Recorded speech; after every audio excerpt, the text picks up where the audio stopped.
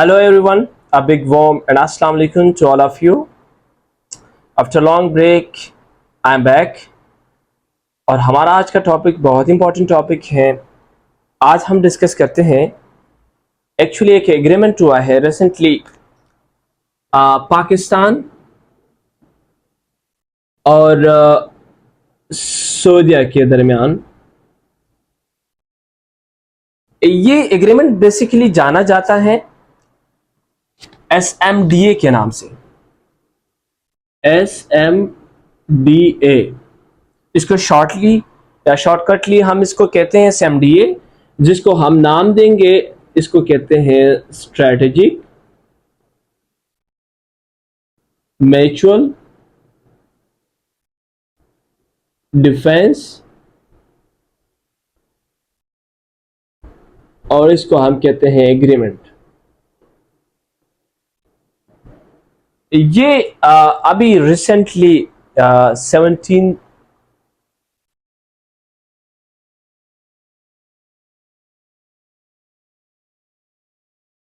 ये अभी recently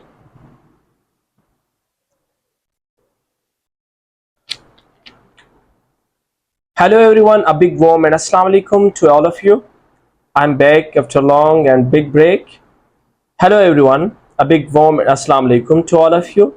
After a long time I'm back and with another topic, very interesting topic. This is called basically SMDA, Strategic Mutual Defense Agreement between Pakistan and Saudi Arabia. Actually it happened on 17 September 2025। ये जो agreement हुआ है ये basically सितंबर 2025 को पाकिस्तान और सऊदीया के दरमियान हुआ है। देखिए, इस टॉपिक को हम और बहुत सारे जो कंटेंट क्रिएटर्स हैं मुख्तलिफ एंगल में बयान करते हैं और वो स्पेकुलेट करना चाहते हैं। देखिए, स्पेकुलेशन जो है, स्पेकुलेशन बेसिकली दो तरीकों से होता है।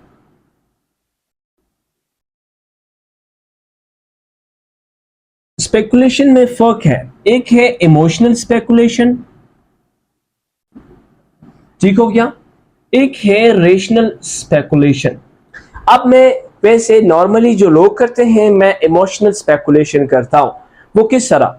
देखिए, पाकिस्तान एक एटॉमिक स्टेट है, न्यूक्लियर एटॉमिक स्टेट है पूरे मुस्लिम वर्ल्ड में, और सऊदीया जो है वो लीडिंग ऑयल प्रोड्यूसर है मुस्लिम वर्ल्ड में। इससे पहले ऐसा एग्रीमेंट नहीं हुआ था, क्योंकि एक न्यूक्लियर स्टेट है, एक ऑयल प्रोड्यूसिंग लीडिंग स्टेट है इन द वर्ल्ड, इन मुस्लिम ममालिक में, ठीक है।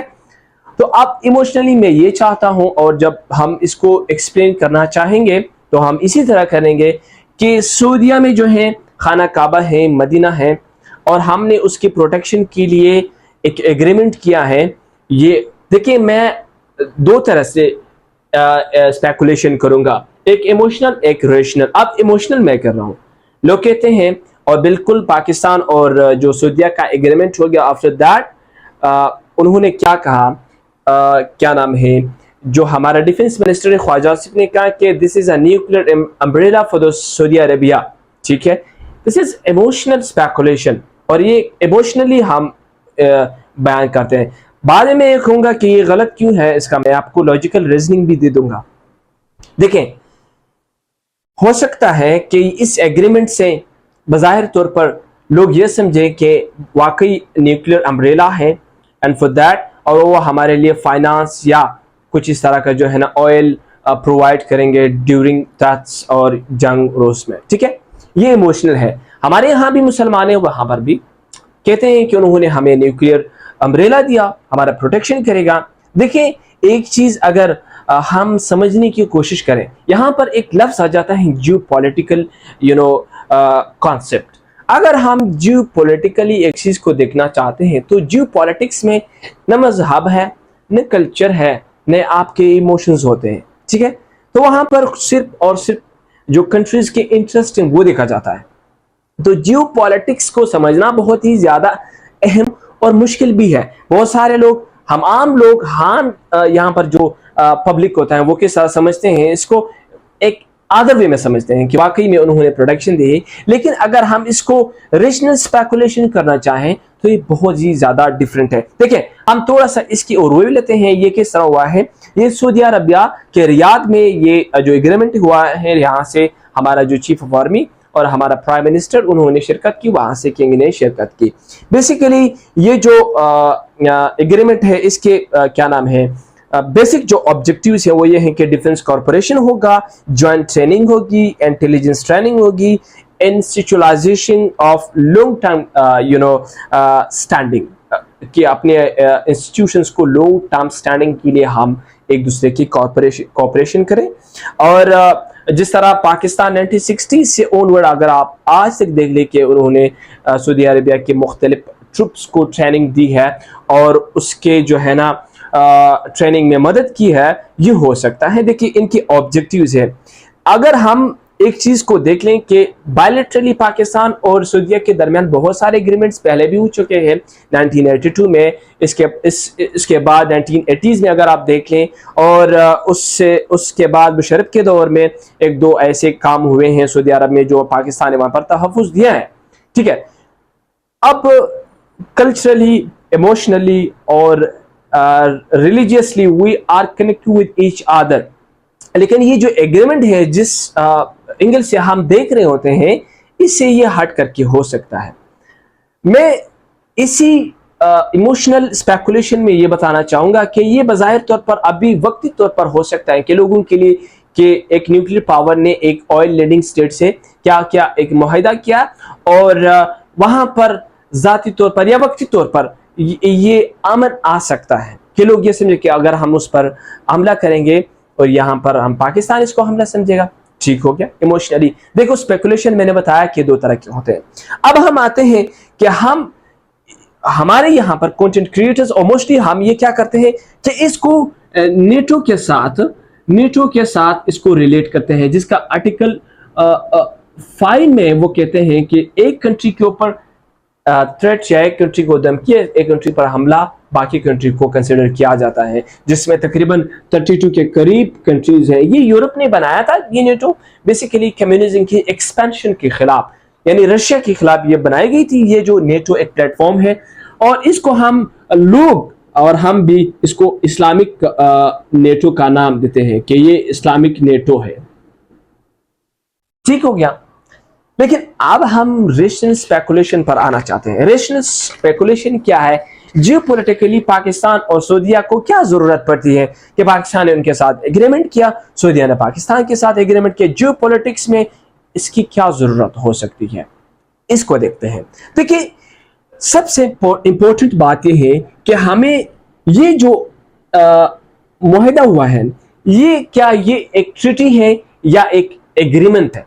देखिए ट्रीटी और एग्रीमेंट में, ट्रीटी और एग्रीमेंट में बहुत बड़ा फर्क है। फर्क ये है कि ट्रीटी जो है वो बाइंडिंग होती है, ये नॉन बाइंडिंग है। ये नॉन बाइंडिंग का मकसद क्या है? जब भी पाकिस्तान को कोई खतरा लाहक हो तो पाकिस्तान कहेगा कि मैं मजबूर हूं, मैं नहीं कर सकता। मैं एग्जांपल देता हूं, अगर ईरान और सऊदीया का क्लेश आ जाता है तो पाकिस्तान कहेगा कि मैं ईरान के ऊपर हमला नहीं कर सकता, और पाकिस्तान और इंडिया का अगर आ जाता है तो सऊदीया कहेगा कि मेरा यहाँ के साथ उनके साथ ट्रेड है, $46 बिलियन ट्रेड है, और जो इंडिया है वो second largest buyer from the Saudi Arabia, oil खरीदता है इंडिया, तो वहां पर वो जो है ना रिफ्यूज कर सकता है। इसलिए ये जो है ना सबसे, अब मैं रेशनल स्पेकुलेशन करता हूं, रेशनली आपको आर्गुमेंट्स देता हूं कि ये जो एग्रीमेंट है इसकी हकीकत क्या है। इसकी हकीकत ये है कि ये एक एग्रीमेंट है, दिस इज नॉट बाइंडिंग, और कभी भी ये पीछे हट सकते हैं। अगर ये ट्रीटी होता तो ये बाइंडिंग होता। 1960s में जो सिंध तास मुआहिदा हुआ था पाकिस्तान और इंडिया के दरमियान, ये जो अभी तक ये ट्रीटी है और कोई भी जो है ना पीछे नहीं आ सकता, बिकॉज दिस इज बाइंडिंग, और बाइंडिंग में आप पीछे नहीं आ सकते। दूसरी बात यह है कि हम यहां पर जो है ना एक और चीज डिस्कस करना चाहते हैं। अगर पाकिस्तान और इंडिया के सऊदी अरबिया के दरमियान ये जो एग्रीमेंट ये हुआ है, सऊदीया को खतरा किस चीज से है? बहुत सारे लोग कहते हैं कि इजराइल से, भाई इजराइल से अगर होता तो इजराइल ने जो अभी कतर के ऊपर हमला किया था, तो उसने कौन सा रूट इस्तेमाल करके कतर पे हमला किया? उसने सऊदी अरब का रूट इस्तेमाल करके कतर पे हमला किया। मैं समझता हूं रेशनल एक स्पेकुलेशन अगर मैं कहूं तो यमन से जो है वो इसको खतरा है, यमन के यहूदियों से सऊदी अरब को खतरा है। इसलिए सऊदी अरब ये चाहता है कि हाँ, अब रेशनल स्पेकुलेशन में अगर ये ट्रीटी अग्रीमेंट को हम ये नाम देते हैं कि सऊदीया को यमन से खतरा है और पाकिस्तान को जो है वो इंडिया से खतरा है, तो देखो यहां पर मैं दोनों को यहां एक दूसरे की मदद के लिए नहीं आ सकता। क्यों? 2015 में क्या हुआ था, जब सऊदी अरब यमन पर हमला करना चाह रहा था और पाकिस्तान से मदद चाहा, तो पाकिस्तान ने क्या किया? नो कहा। ठीक हो गया। इंडिया के साथ अगर पाकिस्तान का कोई मसला आता है तो देखिए 46 अरब डॉलर के करीब इनका ट्रेड है और इंडिया जो है वो ऑयल बायर है, सऊदी अरेबिया से सेकंड लार्जेस्ट बायर है। तो ये कैसे हो सकता है अगर आपके पास उनके साथ ट्रेड की जो है ना ट्रांजैक्शंस होते हैं? ठीक है, तो रेशनल स्पेकुलेशन में देखें, इसके साथ साथ एक और चीज जो है ना यहां पर आ जाता है। रेशनल स्पेकुलेशन में हमारे पास आर्गुमेंट होना चाहिए। आर्गुमेंट्स ये है कि देखिए पॉलिटिकल साइंस में क्या होता है, पॉलिटिकल साइंस में 3 टर्म्स यहां पर आते हैं। देखिए मैं एक बाय एक आपको बताना चाहता हूं। एक है यूनिलेटरल, ठीक है, एक होता है बाय, एक होता है मल्टी। ठीक है, uni, bi and multilateral agreement होते हैं। ठीक है, मल्टी में यह होता है कि मुख्तलिफ ममालिक एक पर हमला दूसरे कंसिडर, दूसरे से कंसिडरेशन में तीसरे पर कंसिडर होता है। बाय में ये होता है कि दूसरी दो ममालिक एक दूसरे की जो है ना एग्रीमेंट, जिस तरह भी इंडिया सॉरी पाकिस्तान और सऊदी अरबिया क्या हुआ है। यूनि में ये होता है कि एक ही कंट्री की तरफ से जो है ना उस एग्रीमेंट को फॉलो करना पड़ता है। अब देखिए अगर सऊदिया के साथ ये एग्रीमेंट हुआ है तो सऊदिया जो है ना वो पहले से किसके साथ एग्रीमेंट कर चुकी है, ये तो आपको पता होना चाहिए। जीसीसी के साथ, यानी गल्फ कंट्रीज काउंसिलेशन एक एग्रीमेंट हुआ है, उसमें यही है उसका जो बेसिकली आर्टिकल 2 है। आर्टिकल 2 में कि एक कंट्री की थ्रेट दूसरी कंट्री की थ्रेट समझा जाता है। अब देखो ये मल्टीलेटरल हो गया। लाइक किस तरह, अगर गल्फ में से एक पर हमला होता है तो सऊदी अरबिया को कंसीडर किया जाएगा, यानी इस पर हमला हो गया। अगर सऊदी अरबिया पर हमला होता है तो किसको कंसीडर किया जाएगा? पाकिस्तान पर। तो ये नामुमकिन है। नामुमकिन इसलिए है कि जिन जिन ममालिक से जिनको खतरा है ये पहले एक्सपीरियंस्ड हो चुके हैं, और ये एक्सपीरियंस मैंने बताया 2015 में यमन पर सऊदी अरब का जो है हमला पाकिस्तान ने रिफ्यूज किया। इंडिया के साथ लॉजिकली अगर मैंने बताया तो ट्रेड की वजह से सऊदी अरबिया नहीं कर सकती। अब देखो यहां पर एक और चीज लोग कहते हैं, लोग क्या कहते हैं, मैंने बताया कि थ्रेट इंडिया से या यमन से सऊदी अरब की, अगर अटैक होता है यमन पर सॉरी सऊदी अरब पर तो पाकिस्तान कंसिडर करेगा और पाकिस्तान पर तो सऊदी अरब कंसिडर करेगा। ठीक है, देखिए यहां पर लोग एक चीज यहां पर एक्सप्लेन करना चाहते हैं, वो मैं आपको बताना चाहता हूं। एनपीटी से आपके मुराद क्या हो सकता है? एक है नॉन प्रोलिफरेशन ट्रीटी। ये जो है ये 1960s के लगभग यहां पर ये बन गई। यहां पर ये होता है कि जब भी आपने न्यूक्लियर हथियार यूज करने होते हैं तो आपने यहां पर आपने पहले साइन किया होता है, तो आप यहां पर हथियार यूज नहीं करते, आपने इनसे परमिशन लेते। अगर आप कहते हैं कि पाकिस्तान ने यहां पर एनपीटी को साइन नहीं किया तो पाकिस्तान न्यूक्लियर हथियार लेके जा सकता है। इसके अलावा पाकिस्तान ने इंटरनेशनली बहुत सारे जो है ना मुआहदे कर चुके हैं। और दूसरी बात, पाकिस्तान की न्यूक्लियर प्रोग्राम पर अगर बहुत सारे बड़े बड़े ममालिक का नजर है तो क्या आपको मुमकिन यह हो सकता है कि पाकिस्तान इसको मिडिल ईस्ट में ले जाए और लोग खामोश रहें? यह हो ही नहीं सकता, पॉसिबल ही नहीं है कि पाकिस्तान न्यूक्लियर प्रोग्राम वहां पर लेके जाए और वहां पर उनकी नजर ना हो। तो हम रेशनली इसको देखना चाहते हैं। मैंने पहले बताया इमोशनली ये हो सकता है कि हम खाना काबा की हिफाजत करते हैं और वक्ती तौर पर ये हो सकता है कि हम वहां पर थोड़ा सा अमन हो। देखिए हुजूर सल्लल्लाहु अलैहि वसल्लम ने काबा को देख करके फरमाया कि आपकी हुर्मत मेरे लिए अजीज है, लेकिन इंसानियत की हुर्मत आपसे बहुत ज्यादा अजीज है। थोड़ा सा एक्सप्लेनेशन इस तरह है। तो अगर हम सऊदी अरबिया में मक्का और काबा के लिए उसकी प्रोटेक्शन के लिए मुआहदा करते हैं, तो क्यों ना हम गजा में लोग मरते हैं उनके लिए प्रोटेक्शन की मुआहदा क्यों नहीं करते? अगर हमें वाकई हुर्मत की यानी उनकी प्रोटेक्शन की जो है ना फिक्र होती है। तो एक यहां पर देखिए एक और पॉइंट आ रहा है जो मैं बताना चाहता हूं कि रेशनली ये चीज जो है ना, रियलिटी कुछ और है। वो ये है, देखिए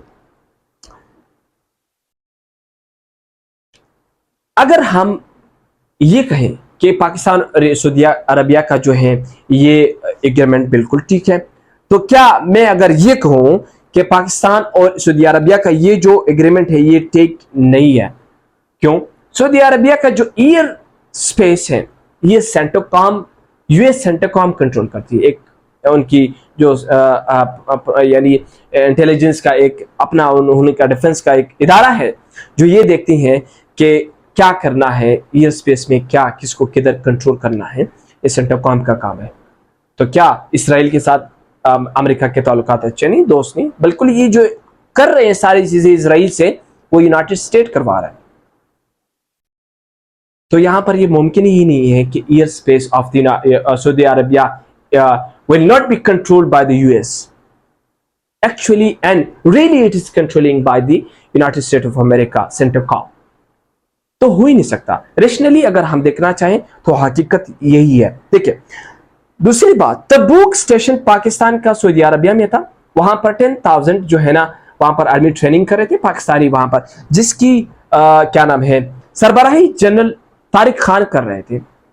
लेकिन यूनाइटेड स्टेट ने सऊदी अरबिया को कहा कि इनको वापस अपने मुल्क भेजा जाए। यही हुआ कि वापस भेजे गए थे। देखें diplomacy of the Saudi Arabia is really controlled by United state of America. आप नहीं चाहते कि हम ये कहें, लेकिन हकीकत यही है। हर कोई अपना स्पेकुलेशन करता है। मैंने बताया कि इमोशनली सारे लोग स्पेकुलेशन करते हैं, मैंने रेशनल स्पेकुलेशन आपके सामने रख दिया। देखिए अगर ये होता है कि पाकिस्तान अपना जो ये साइन और न्यूक्लियर प्रोग्राम वहां पर लेके जाता है, तो हो भी सकता है कि इंडिया के साथ यहूदियों का एक ट्रीटी साइन हो और वहां पर यहूदी आकर के इंडिया के बॉर्डर्स पर हमारे सामने वो बैठ जाए। ये तो क्योंकि आपने मुआहदा किया है तो वो भी आ सकते हैं। आपने जिनके खिलाफ मुआहदा किया है वो भी आपके खिलाफ यहाँ पर इंडिया आ सकते हैं। तो हो ही नहीं सकता। This is really very impossible. ठीक है, तो उसके साथ साथ स्पेकुलेशन में मैं बताया कि रेशनल स्पेकुलेशन में एक और चीजें हैं। देखिए चाइना और पाकिस्तान का बहुत ही अच्छा रिलेशन है, स्पेशली सी पे के हवाले से। ठीक है, सी पे के हवाले से, चाइना पाकिस्तान इकोनॉमिक कॉरिडोर के हवाले से। और दूसरी बात, पाकिस्तान ने अभी रिसेंटली 10 ईयर्स में जितना असलाह खरीदा है तो उसमें 80% के करीब किससे खरीदा है? चाइना से। पाकिस्तान स्पेशली इटसेल्फ क्या प्रोड्यूस करता है, क्या चीज मैन्युफैक्चर करता है? एक अल खालिद टैंक, एक दूसरी J3 मशीन, F-17 तैयारा। अल खालिद टैंक पाकिस्तान के इतने कमजोर टैंक है कि अफ्रीका के कंट्रीज भी इसको लेना नहीं चाह रहे थे। और J3 का अभी इस वक्त टाइम नहीं है, F-17 फिर भी ठीक है काम कर रहा है। तो पाकिस्तान की अपनी हथियार नहीं है, सारे हथियार वो किससे ले रहे हैं? चाइना से ले रहे हैं। यूएसए भी ले चुके हैं, F-16 ले चुके हैं, लेकिन 80% जो रिसेंटली 10 ईयर्स में हुआ है वो चाइना से है। तो हो क्या रहा है? हो ये रहा है कि आईमेक के नाम से एक ट्रीटी है। ये ट्रीटी बेसिकली इसका नाम है, जो फुल नेम है वो ये है कि India, middle east, Europe corridor.